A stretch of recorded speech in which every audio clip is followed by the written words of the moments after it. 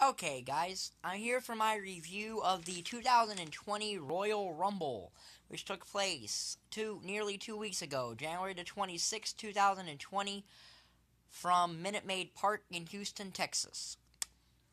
This was an interesting show. Uh, Kickoff had two matches on it. The first match was Chad Gable, because I refuse to call him his WWE name, versus Sheamus. This was an okay little match. Not bad. Somehow Chad Gable got busted open on his ear, but and Sheamus went with the bro kick. So an okay match, nothing special, but wasn't bad. And the other match on the kickoff was the United States Championship, Andrade versus Humberto Carrillo. Really good match. Andrade ended up winning with a roll up, the most dangerous move in the WWE for anyone who has the 24/7 title. Uh, but, yeah, good match. And then the next night, Andrade got popped for a wellness violation and was suspended for 30 days.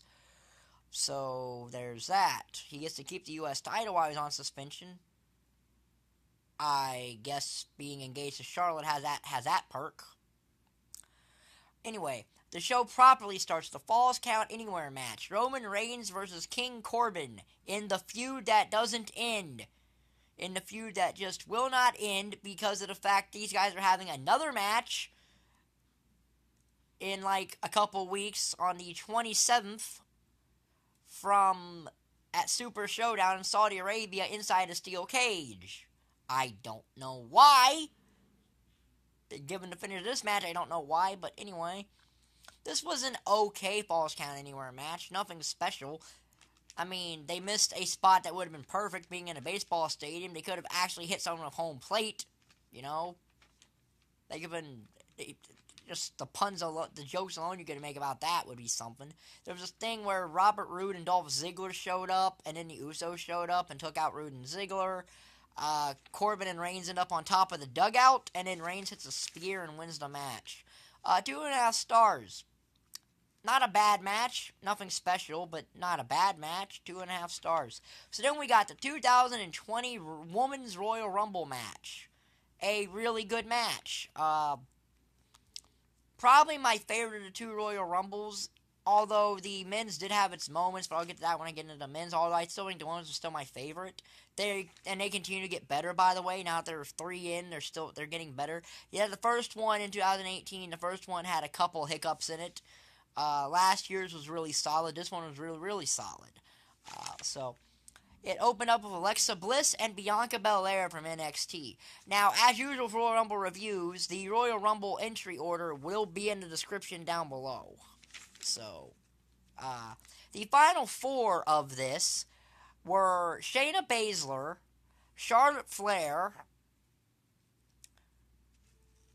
Natalya, and Beth Phoenix. And Beth Phoenix had eliminated Charlotte Flair, and then Shayna Baszler eliminated Beth Phoenix, and then Shayna Baszler is trying to get Charlotte out of the ring, and Charlotte does some kind of a head scissor and eliminates Shayna Baszler, and Charlotte Flair wins the 2020 Women's Royal Rumble. Now, it should be noted that NXT combined for over half the eliminations of this match, because Bianca Belair and Shayna Baszler both have the elimination record for the Women's Royal Rumble at 8 each, because they each eliminated 8 women. So there was a unique spot in here of Santina Marella. I don't know why Santino was put in this. Well, okay, I know why. He was put in for a comedy spot with Beth Phoenix, but that could have been any other situation she really didn't need that with. Anyway, Santina put the Cobra and eliminated, I guess, herself. Another missed opportunity this Rumble that I really didn't like was Dakota Kai coming out at 15, and I think the Tegan Nox should have been next. I really think the Tegan Nox should have been next, but she wasn't. But yeah, it was good to see Mighty Molly here. It was interesting. I don't know why Kelly Kelly was in this match, but whatever. Is what it is. What? Whatever. So yeah, there were interesting things. Also, somehow during this match, Beth Phoenix had the back of her head busted open, and she still probably went a good 20-25 minutes in the Royal Rumble after that, I would guess. So, that showed you how tough Beth Phoenix is in some cases. Yeah, so really good Royal Rumble to me. 3.5 stars. In fact, I actually think it's the best match on here. So then, the SmackDown Women's Championship match. Bayley versus Lacey Evans. Not that good of a match, actually. It wasn't that great. And I don't think that's on Bayley or Lacey. It's just Lacey I don't think is really ready yet for this kind of position. Lacey's going for... Finish comes when Lacey goes for a moonsault, but Bayley gets her knees up and wins the match. So I guess this feud may continue, but given that the rumor of WrestleMania is Bayley and Sasha, I wonder which one is going to turn face. Because we all know Sasha Banks doesn't work as a face, and Bayley's starting to find her stride as a heel, so I don't even know how they're going to do that. And on top of that, that match is probably 3 years too late happening at WrestleMania. But, no, it was good where, it was a good little, it wasn't that great. Not bad, but wasn't that good. 2 stars. So then we get the strap match for the WWE Universal Championship. A match that when announced, I'm like, well, if this is a traditional strap match, it's a perfect way to possibly have The Fiend lose the title, but not lose any momentum because he wouldn't have to be pinned, which is what would have to happen. But this was a pinfall submission strap match. Now, Bray and Daniel Bryan had the best match of Bray Wyatt's career back at the 2014 Royal Rumble 6 years ago. This wasn't as good as that, but at the very least, the red lighting's gone. Because I guess the WWE figured that the red lighting just is horrible to actually watch when the Fiend's wrestling, so they got rid of that. The finish comes when Daniel Bryan is like going for the knee or something, and then the Fiend like puts the mandible claw on him, and Daniel Bryan is pinned, and he walks back on his own accord. Not as good as their match 6 years ago, but not bad. It was a 3-star match. So then we get the Raw Women's Championship in a rematch from last year's Royal Rumble. Becky Lynch versus Asuka. Same match, different championship. Really good match here. This was a 3.5-star match. It's tied with the Women's Royal Rumble, so both of them are probably the best match on here. Of course, the story going into this match was Asuka is the one person in the entire year that Becky Lynch lost to clean.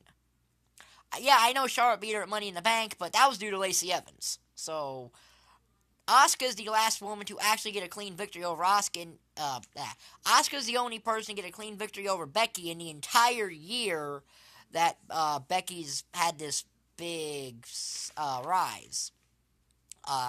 Finish comes when the referee's over in the corner because he's about to get hit. Asuka's trying for the mist, but Becky kicks her in the stomach and she shoots the mist upward, which I guess then falls back on her face. And then Becky hits a disarmer and Asuka taps out, which is only the second time Asuka's tapped out, if I'm not mistaken. So, because the first time was at WrestleMania 2 years ago, in which Asuka was allegedly buried. She wasn't buried losing to Charlotte. She was buried by what happened to She was buried after a feud of Carmella, but not just losing to Charlotte. A really good match, though. 3.5 stars. No complaint here. So then we get the Men's Royal Rumble. Only 3 Royal Rumble rookies were in here. That's the shortest number of people making their first Royal Rumble appearances, I think, in any Royal Rumble match ever. Only 3. But anyway, it starts with Brock Lesnar and Elias. And Elias, for some reason, thought it was a good idea to tick off Brock Lesnar. I don't know why, but he thought it was.